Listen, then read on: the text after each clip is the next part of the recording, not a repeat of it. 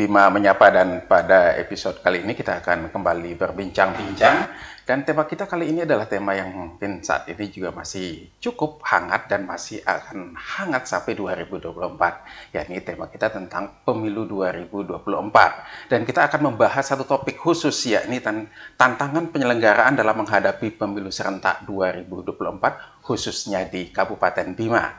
Dan sekarang di studio saya sudah kedatangan dua tamu istimewa. Yang pertama adalah Ketua Bawaslu Kabupaten Bima, Abdullah SH, Pak Abdullah SH, yang biasanya kita sapa dengan Bung Ebit gitu. Itu yang lebih akrab dan orang mungkin akan lebih familiar dengan nama tersebut. Saya mungkin akan sapa beliau dengan sebutan itu.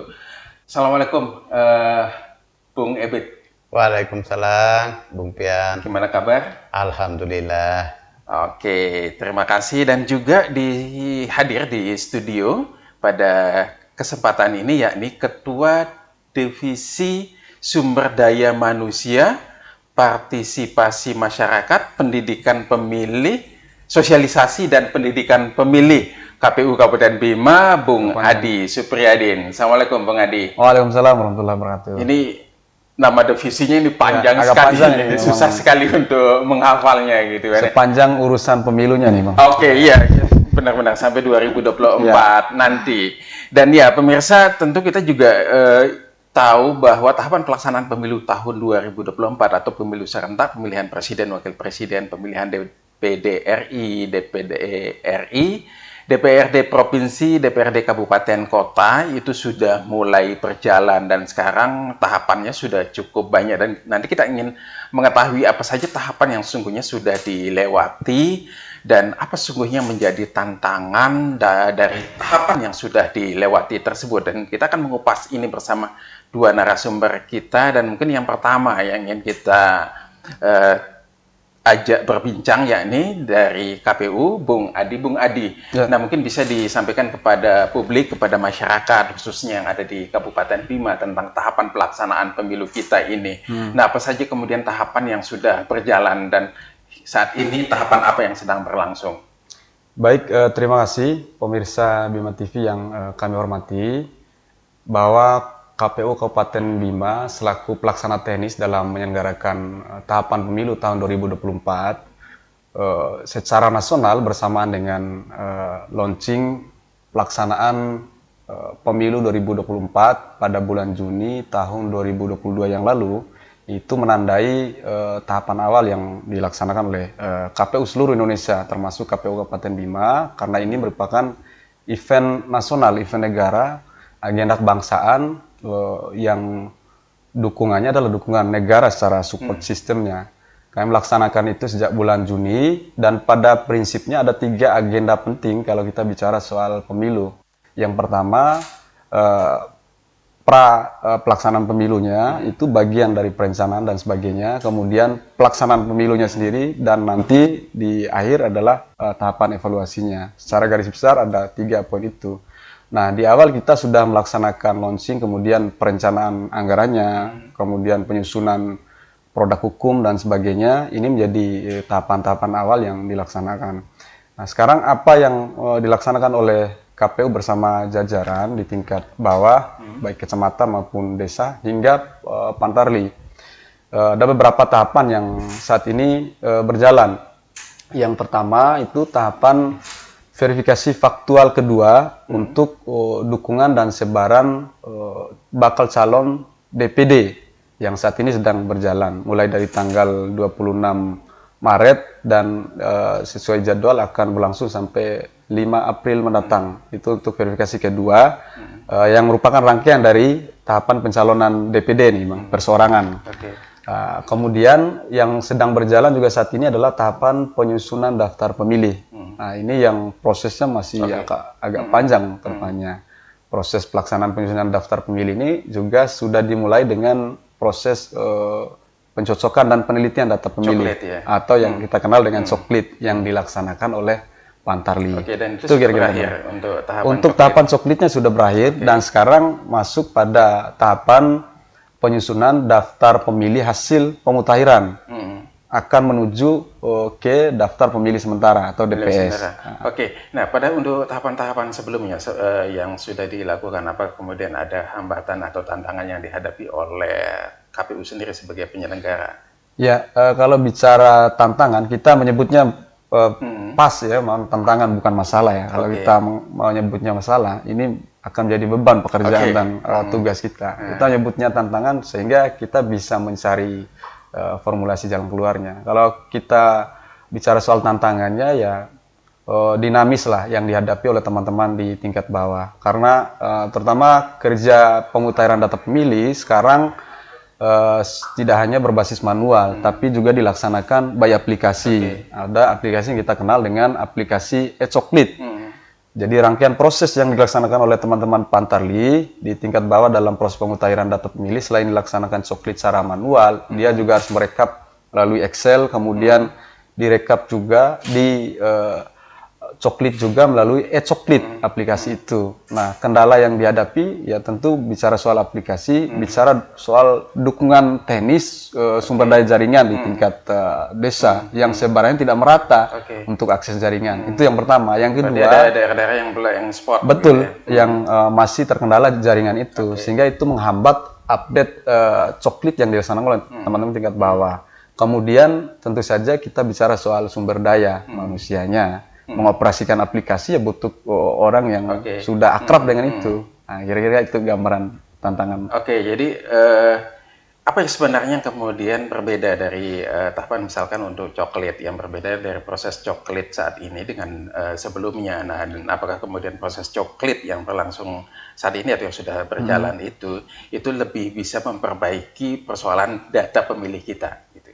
Ya, pada prinsipnya Coklit yang dilaksanakan masih dengan metode yang sama ya, menggunakan metode sensus, artinya door to door, dari rumah ke rumah secara faktual.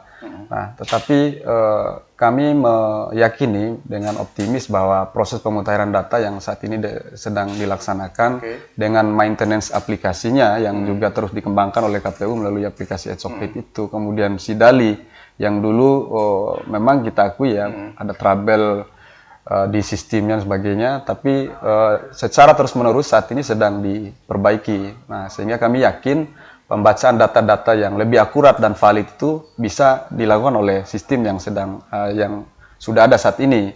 Tidak hanya data pemilih, Bang ya, tapi juga setiap tahapan itu sekarang sudah berbasis informasi aplikasi, baik itu pencalonan maupun verifikasi partai politik. Itu menjadi sesuatu yang baru ya, istilahnya menjadi tantangan bagi penyelenggaraan pemilu dan bagi penyelenggara termasuk juga ad hoc. Nah, saya ingin ke Ketua Bawaslu. Untuk Ketua Bawaslu sendiri, nah sejauh ini kemudian dari tahapan yang sudah berjalan, apa kemudian yang bisa dipotret, apa kemudian ada persoalan-persoalan yang bisa kemudian nanti menghambat pelaksanaan dari setiap tahapan yang berjalan? Baik, terima kasih Bang Pian. Bismillahirrahmanirrahim. Assalamualaikum warahmatullahi wabarakatuh. Waalaikumsalam warahmatullahi wabarakatuh.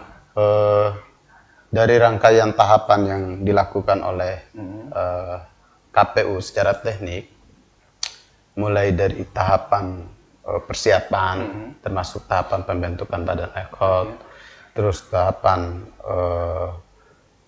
verifikasi administrasi calon perseorangan anggota DPD, terus verfaknya, terus sekarang tahapan pemutahiran data pemilih dan tahapan Vermin dan Verfak tahap 2 calon anggota DPD. Saya kira dari semua tahapan itu ada banyak sekali masalah yang kami temukan, tapi bukan berarti masalah itu tidak akan kita bisa carikan solusi. Salah satunya adalah dari misalnya dari tahapan Vermin dan Verfak. Kalau bicara regulasi, pemilu 2019 dengan pemilu 2024 ini sama regulasi. Tapi tekniknya ini yang sedikit menyulitkan kita. Misalnya, untuk verifikasi administrasi calon perseorangan ini kan menggunakan silon ya, menggunakan silon, sistem informasi pencalonan. Sistem informasi pencalonan. Di situ kadang-kadang ini sementara tahapan ini kan ada jeda waktu. Nah, ketika silon itu bermasalah, juga itu akan sedikit menyita waktu di situ. Nah, kadang-kadang silon itu akan normal itu di tengah malam. Itu bagian daripada tantangan. Oke. Nah, sementara kita udah pulang dan kan ini harus diawasi proses ini. Proses Fermin ini harus diawasi. Itu adalah salah satu tantangan yang saya kira ini menjadi PR penyelenggara teknik untuk merubah aturan teknik ini. Oke. Untuk merubah aturan teknik ini. Nah, padahal silon itu sebagai alat bantu. Nah, sebagai alat bantu. Tapi ini lebih dikedepankan. Nah, harusnya manual juga bisa untuk verifikasi administrasi ini. Nah, tapi kita seakan-akan kita untuk silon ini kalau saya istilahkan, kalau silon itu nggak normal, maka ini akan menjadi bagian tantangan bagi kita dalam melakukan verifikasi administrasi dan verifikasi faktual. Itu terkait dengan pencalonan DPD. Nah, itu bagian daripada, saya kira bagian daripada masalah. Nah, terus terkait dengan pencoklik, pemutahiran data pemilih. Nah, saya katakan gini. Pemutahiran data pemilih ini ibaratkan perjalanan bis ini dari Bima ke Tente.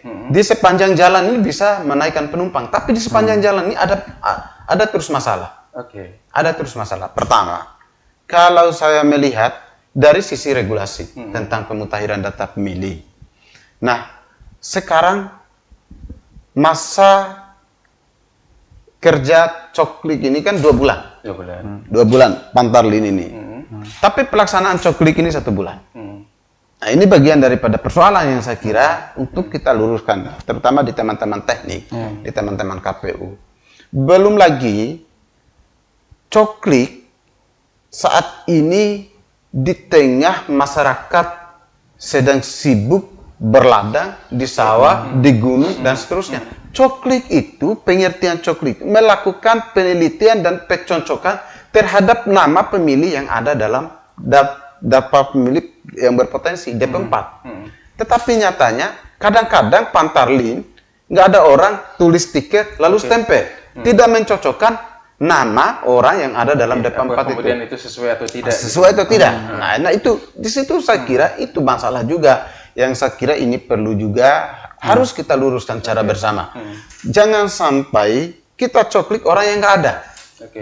Nah, itu kita tulis tiket orang yang nggak ada, sehingga kita nggak tahu berapa jumlah dalam satu kakak. Padahal di situ kita coklik 1 orang, padahal di situ ada 4 orang. Seharusnya harus kita coklik 4 orang. Nah, ini bagian dari rangkaian yang saya kira untuk kita luruskan secara bersama. Nah, bagi kami, sikap kami terhadap persoalan-persoalan yang kami temukan itu, karena prinsipnya kami itu dalam hal mengawasi, ada yang namanya upaya pencegahan. Ada yang namanya upaya pengawasan. Ada yang namanya upaya penindakan. Nah, dari peristiwa yang kita temukan, tidak kita langsung tindak. Tentu kita melakukan saran perbaikan kepada KPU. Saran yang dilakukan oleh jajaran kami. Nah, saran perbaikan itu dalam rangka memperbaiki sesuatu hal yang keliru. Nah, itu pengertian saran perbaikan. Nah, kalau saran perbaikan itu tidak ditindaklanjuti, maka kita akan bergeser untuk melakukan bagaimana persoalan ini harus dilaksanakan.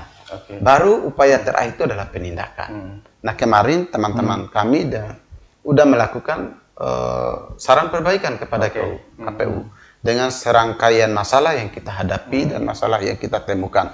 Baik persoalan pencoklikan yang tidak menempel stiker, maupun pemilih yang tidak dicoklik. Ada banyak beragam yang kita temukan di tengah-tengah lapangan itu. Tapi bagi kami, itu adalah bagian daripada tantangan dan risiko yang harus kita hadapi. Karena kembali lagi, sumber daya manusia memang dalam hal ini juga karena namanya Pantarlin itu 1 orang 1 TPS. Nah, tantangan Pantarlin itu ada 2. Pertama, tidak bisa menemukan orang saat menemui. Terus kedua, kalau dia harus melakukan coklik malam hari, orang udah tidur. Betul. Pagi orang berangkat lagi. Nah, ini tantangan. Ini tantangan. Di tengah musim ini kita melakukan coklik, saya kira bagian daripada jadwal pemilu ini harus diperbaiki. Nah, untuk melihat situasi masyarakat. Karena kita coklik itu kan harus kita temu orang.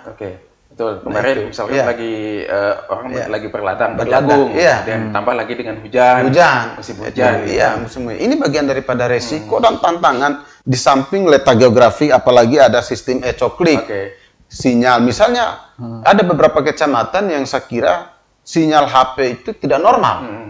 Misalnya Tambora tidak normal, Lambitu tidak normal, Langgudu tidak normal, Wera sebagian tidak normal. Ini akan menghambat. Sementara pencoklikan ini ada jeda waktu dari tanggal sekian sampai tanggal sekian, dari tanggal 14 Maret ke tanggal 14 Maret. Ini kan kalau bagaimana sampai tanggal 14 Maret coklit tidak selesai. Artinya itu melakukan tahapan di luar jadwal. Oke. Melakukan coklit di luar jadwal. Saya kira ini bagian daripada pelanggaran. Tetapi bagi kami di sini kami manfaatkan usaha pencegahannya. Pencegahannya apa? Menyampaikan kepada penyelenggara teknik bahwa seperti ini kendalanya, bahwa seperti ini persoalan yang dihadapi, silakan lakukan seperti ini. Nah, seperti itulah yang kami lakukan. Dalam rangka semua itu mewujudkan pemilu yang berkualitas. Oke, jadi Bawaslu tidak hanya kemudian serta-merta ya, artinya tidak hanya kemudian kalau misalkan persepsi orang yang dulu ketika misalkan pada pemilihan atau pemilu sebelumnya, di mana kemudian Bawaslu cenderung pada langsung penindakan ketika kemudian ada temuan langsung kemudian menindak gitu kan. Nah, sekarang ada upaya preventif di mana upaya preventif ini ditujukan untuk perbaikan bersama-sama gitu kan. Nah, untuk Bung Adi tadi apa yang disampaikan oleh Bung Ebit tadi itu bahwa ini ada deret masalah, ada tantangan di lapangan. Nah, seperti apa kemudian KPU menyikapi tantangan tersebut, dan tadi juga disampaikan oleh Ketua Bawaslu bahwa ada catatan-catatan yang kemudian harus diperhatikan dalam rangka perbaikan itu. Nah, kemudian sejauh ini apa yang menjadi catatan Bawaslu dalam rangka pencegahan itu juga direspon. Ya, betul apa yang disampaikan oleh Pak Ketua Bawaslu Bawaslu Kabupaten Bima tadi, bahwa KPU sendiri untuk memotret bagaimana dinamika yang terjadi dalam proses tahapan, dalam hal ini misalkan tahapan pemutahiran data pemilih, memang harus yang dari eksternal atau paling tidak mitra yang memotret, sehingga ada catatan-catatan yang perlu kami perbaiki. Karena cenderung kita yang melaksanakan secara teknis, kadang-kadang kita sudah menganggap itu sudah baik dan sudah kita tuntaskan 100%, tetapi itu secara kasat mata kami dari perspektif pelaksana teknis. Nah, tentu kenapa kami juga mengapresiasi ada peran Bawaslu di sini. Bawaslu melihat dari aspek pengawasannya tentu ada catatan-catatan tersendiri yang barangkali dilewati oleh Pantarli yang belum dicokli tadi yang disampaikan oleh Pak Tua. Kemudian saran-saran perbaikan yang disampaikan oleh Bawaslu, kami rasa itu menjadi bagian yang sangat saling mendukung dan saling support dalam rangka untuk menghasilkan data pemilih yang berkualitas.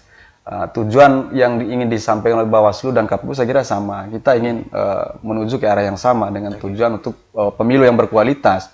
Maka ketika ada kekurangan KPU, memang Bawaslu lah yang ditakdirkan untuk melengkapinya dengan catatan-catatan pengawasannya. Diciptakan untuk melakukan tugas seperti itu. Gitu. Sehingga saran perbaikan Bawaslu, ya kami selalu siap untuk tindak lanjutinya. Bukan berarti kami selalu menunggu saran perbaikan itu, tidak. Kami selalu berusaha untuk maksimal melaksanakan tahapan secara teknis itu. Tapi sekali lagi, sifat manusiawi, kadang-kadang hal-hal yang kita laksanakan sudah anggap sempurna, pasti ada saja kekeliruan dan ada celah yang terlewati. Seperti tadi, ada orang yang belum sempat ditemui, kemudian akhirnya lewat deadline waktu tahapan coklitnya, sehingga tidak sempat tercoklit. Nah, kemudian ada saran perbaikan Bawaslu yang kami rasa cukup luar biasa, memberikan by name juga untuk saran perbaikan, sehingga dilakukan perbaikan. Kemudian kedua, bahwa proses pemutahiran data pemilih ini sendiri, ini kan prosesnya panjang, nanti sampai Juni, bahkan pergerakan data pemilih itu masih sangat dinamis sampai dengan hari H pemungutan suara. Kalau kita berkaca tahun 2019, itu setelah penetapan DPT, masih ada DPT HP 1, DPT HP 2, sampai 3. Kemudian ada kategori pemilih juga yang masuk dalam daftar pemilih tambahan, daftar pemilih khusus yang menggunakan KTP elektronik. Itu saking apa? Karena undang-undang menjamin setiap warga negara mempunyai hak pilih yang sudah memenuhi syarat dan ketentuan tentunya. Karena apa? Ketika KPU atau penyelenggara kita tingkat bawah ini luput dan ada unsur kesengajaan menghilangkan hak pilih orang, tentu ancamannya nggak main-main. Bawaslu juga sering menyampaikan itu. Ancamannya tindak pidana pemilu, yang juga ini juga berakibat dan berisiko untuk teman-teman kita di bawah. Sehingga kami wanti-wanti apa yang menjadi catatan dari Bawaslu itu harus ditindaklanjuti dan wajib kita laksanakan. Ketika teman-teman turun dalam rangka melaksanakan tahapan verifikasi faktual untuk DPD maupun pemutahiran data pemilih, itu wajib berkoordinasi dengan pengawas yang ada di level masing-masing. Saya kira itu, Bang. Oke, nah Bawaslu sendiri kan ada selalu menyosialisasikan tentang pengawasan partisipatif, di mana kemudian Bawaslu itu tidak sendiri untuk melakukan pengawasan, tetapi kemudian juga mengajak elemen yang lain, karena Bawaslu mungkin memiliki keterbatasan SDM. Nah, sejauh ini apa upaya yang dilakukan oleh Bawaslu untuk mendorong terbangunnya partisipasi masyarakat untuk ikut melakukan pengawasan dalam rangka seperti tadi, itu kan sama-sama menyukseskan pemilu. Iya, baik. Jadi gini, jadi Bawaslu itu memang memiliki program. Kemarin ada yang namanya SKPP, Sekolah Kader Pengawasan Partisipasi. Nah, kenapa itu ada? Dalam rangka mengajak masyarakat ini untuk sama-sama mengawal pemilu ini. Karena apa yang kami temukan, apa yang kami sampaikan, bagian daripada informasi pengawasan partisipasi ini. Nah, ada contoh kasus kemarin. Nah, ada yang dilewati oleh teman-teman Pantarlin, PPS, dan seterusnya. Ada masukan dari pengawas partisipasi masuk ke kami. Kami langsung menyampaikan kepada KPU. Saya pikir itulah peran pengawas partisipasi itu. Nah, ada upaya masyarakat dalam membantu memberikan informasi terhadap hal-hal yang dilewati oleh KPU dan jajarannya, kekeliruan KPU dan jajaran dalam melakukan tahapan di tingkat bawah ini. Nah, saya pikir ini yang lebih penting, sehingga kenapa kami mengajak masyarakat untuk selalu berpartisipasi dalam rangka itu. Karena prinsip kami di Bawaslu itu, kami tidak ingin menutup diri, kami ingin membuka diri, ingin mendapatkan informasi seluas-luasnya dalam rangka kita mengawal pemilu ini. Baik persoalan pelanggaran administrasi, persoalan pelanggaran pidana, itu bagian daripada peran pengawas partisipasi dalam rangka memberikan informasi terhadap kami untuk kami tindak lanjuti. Itu hal yang pertama. Terus hal yang kedua, ini kebetulan ada juga komisioner KPU yang ingin saya berikan masukan terhadap jajarannya. Ada hal yang saya kira ini terhadap PPK di bawah dan PPS di bawah. Nah, biasanya kami ini kan menyampaikan kepada Panwascam, kalau ada hal yang ditemukan, silakan sampaikan saran perbaikan kepada jajaran KPU sampai ke tingkat bawah. Kadang-kadang PPK dan PPS-nya mengalahartikan bahwa saran perbaikan itu seakan-akan bahwa itu kesalahan. Tidak. Yang namanya saran perbaikan, kalau memang saran perbaikan itu yang kami sampaikan itu benar adanya, silakan diperbaiki. Kalau memang itu tidak ada, silakan diinformasikan kembali bahwa memang di sini seperti ini kondisinya. Tapi kadang-kadang PPK mengalahartikan bahwa saran perbaikan itu seakan-akan memvonis bahwa mereka itu sudah bersalah. Dianggap bersalah. Dianggap bersalah. Nah, ini yang saya kira perspektif dan pandangan seperti ini perlu kita luruskan. Kenapa? Ini kerangka berpikir kita ini harus sama. Atau justru ini masih menjadi tantangan di mana partisipasinya mungkin masih rendah. Baik, Bang Pian. Kalau bicara partisipasi masyarakat nanti Pak Adi yang lebih tahu. Tapi kalau bicara partisipasi masyarakat dalam mengawasi pemilu, ini udah mulai nampak. Mulai nampak. Nah, kenapa saya katakan seperti itu? Baru tahapan ini, biasanya kita ini dalam tahapan 2019 sepi dengan laporan. Sekarang kami tangani itu ada 3 laporan kemarin yang udah kita putuskan. Artinya menandakan ini partisipasi masyarakat mengawal pemilu ini udah mulai kelihatan dengan sosialisasi yang kami lakukan. Kalau masyarakat sudah mau melapor terhadap persoalan, di situ ada kesadaran masyarakat itu untuk mengawal pemilu ini. Nah, karena keterlibatan masyarakat dalam pengawal pemilu itu penting dalam rangka bagaimana proses pelaksanaan pemilu yang dilakukan oleh KPU dan Bawaslu ini berjalan sesuai dengan regulasi atau tidak. Nah, baru-baru ini juga ada kontrol yang dilakukan oleh masyarakat sehingga menyampaikan aduan, menyampaikan laporan. Saya kira itu cukup luar biasa. Nah, harapan ke depan ini bagaimana masyarakat terus meningkatkan pengawasan terhadap pemilu ini, pelaksanaan pemilu ini. Sehingga ada masalah tidak kemudian hanya bicara di media sosial dan seterusnya, tetapi kalau ada masalah sampaikan laporan ke kami biar terurai oleh kami masalah-masalah yang disampaikan itu. Saya kira itu terkait dengan peran masyarakat dan tingkatnya partisipasi masyarakat dalam memberikan informasi ke kami. Ya. Itu ada progres positif untuk di Kabupaten Bima. Nah, bagaimana kemudian di KPU Kabupaten Bima sendiri, tadi sempat disinggung oleh Ketua Bawaslu bahwa ada perbedaan, ada kesalahan persepsi gitu kan. Ketika misalkan memandang soal adanya masukan, misalkan ada catatan yang disampaikan oleh ad hoc Panwascam misalkan di lapangan. Nah, bagaimana kemudian memberikan persepsi yang sama bahwa sesungguhnya apa yang dilakukan oleh Bawaslu melalui jajarannya di bawah itu dalam rangka memperbaiki gitu kan, sama-sama, bukan untuk kemudian menunjukkan kesalahan. Ya, saya kira KPU sendiri sebenarnya sudah beberapa kali menyampaikan stressing itu ke teman-teman jajaran PPK maupun PPS.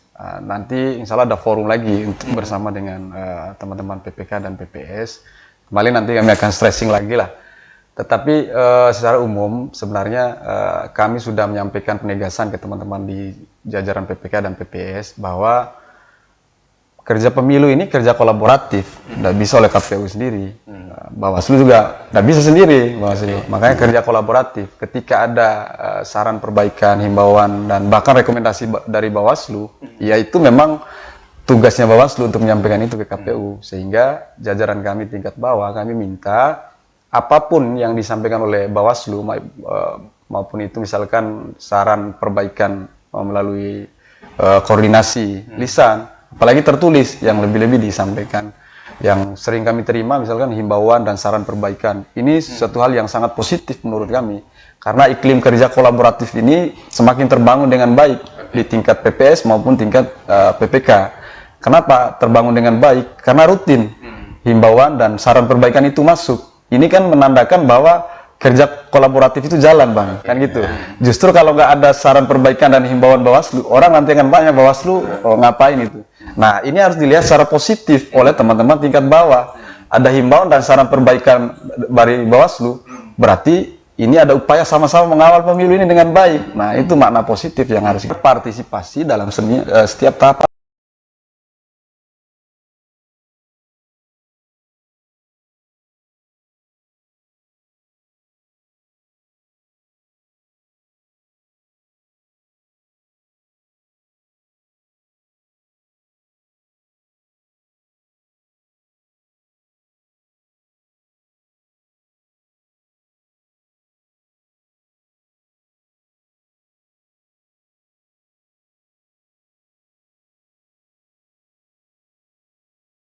Dan proses elemen masyarakat baik itu secara individual maupun komunal atau kelompok mestinya ini mengambil bagian. Semakin banyak elemen masyarakat atau kelompok masyarakat mengambil bagian dalam proses edukasi politik dan demokrasi, saya kira ini akan semakin baik iklim demokrasi kita. Beberapa bulan terakhir misalkan iklim itu sudah mulai terlihat dari teman-teman OKP, dari kelompok sipil masyarakat mulai menggaungkan isu tentang politik demokrasi, mengawal pemilu, mengawal Bawaslu, mengawal KPU. Ini kan sesuatu yang positif, terutama di media digital yang terus kita dorong.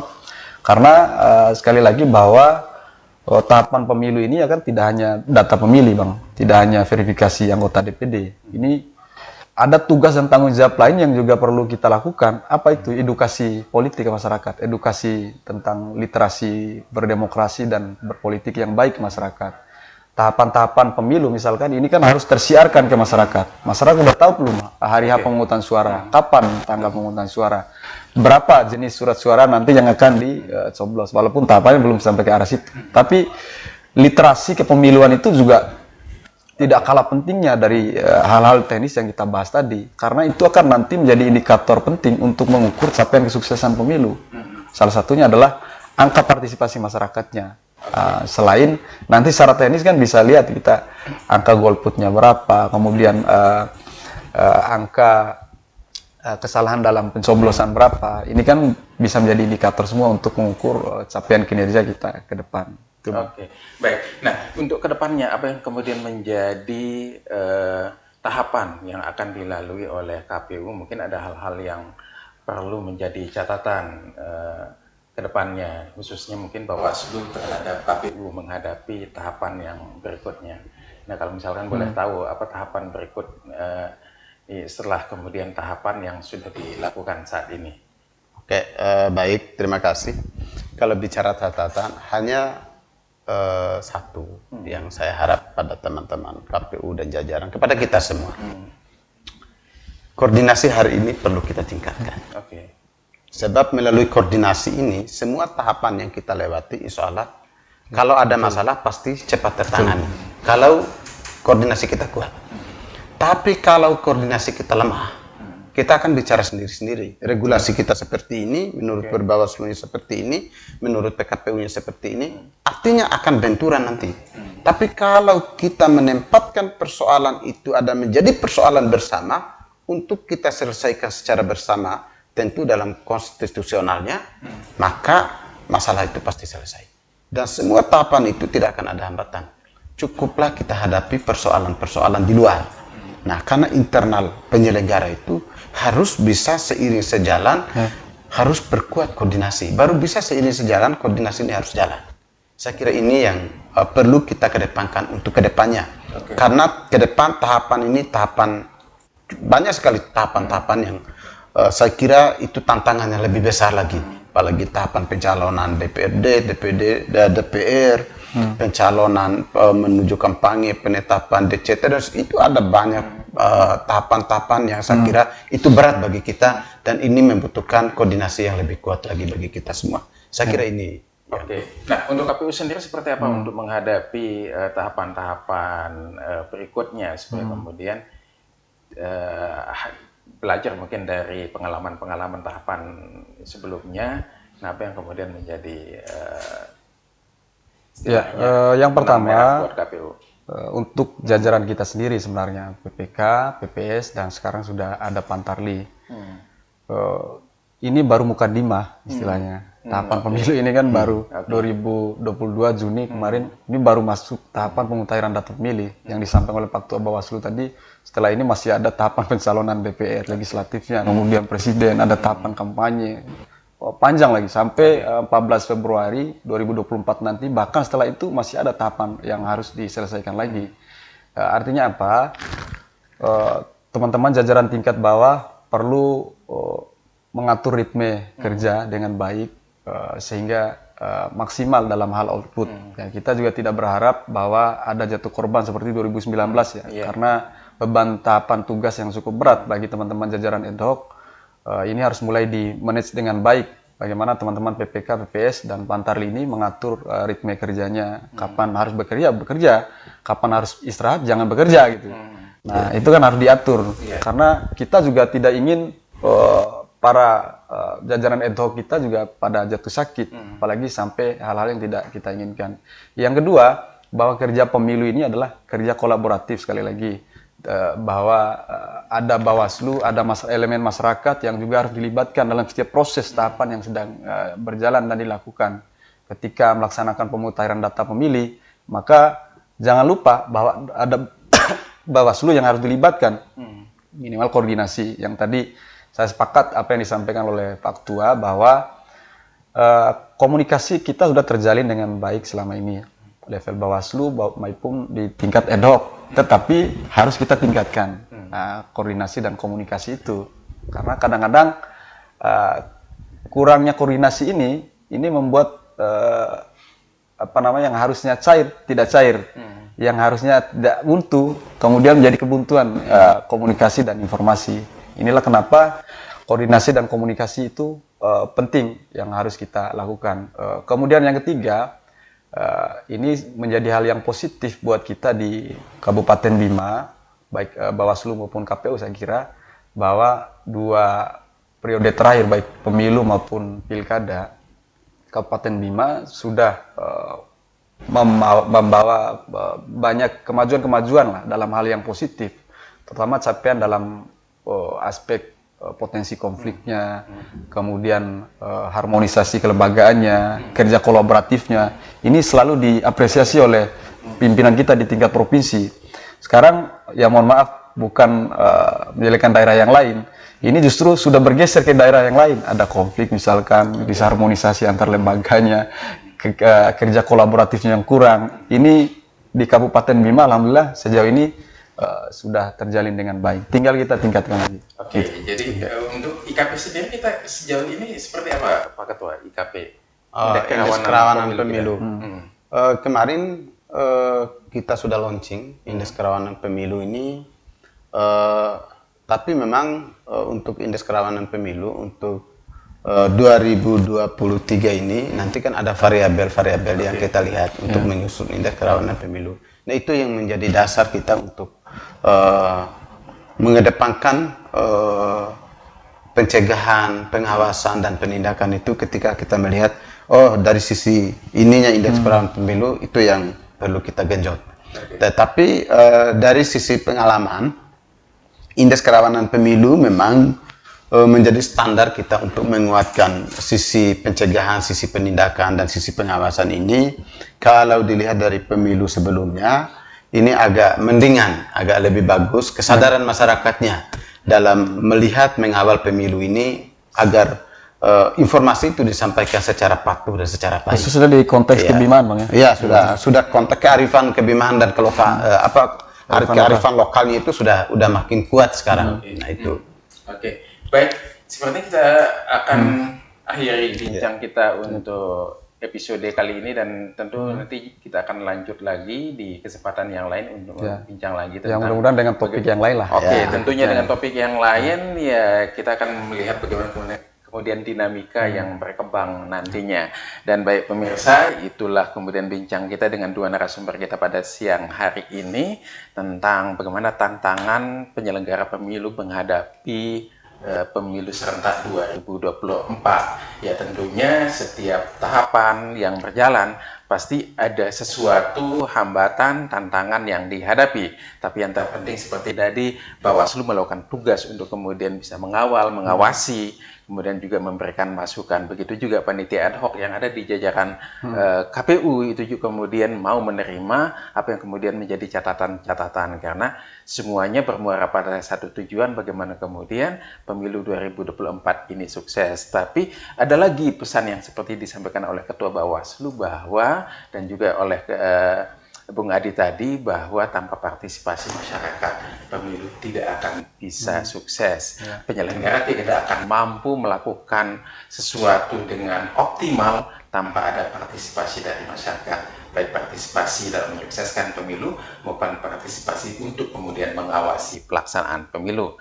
Terima kasih. Bila taufiq wal hidayah. Wassalamualaikum warahmatullahi wabarakatuh. Waalaikumsalam. Terima kasih.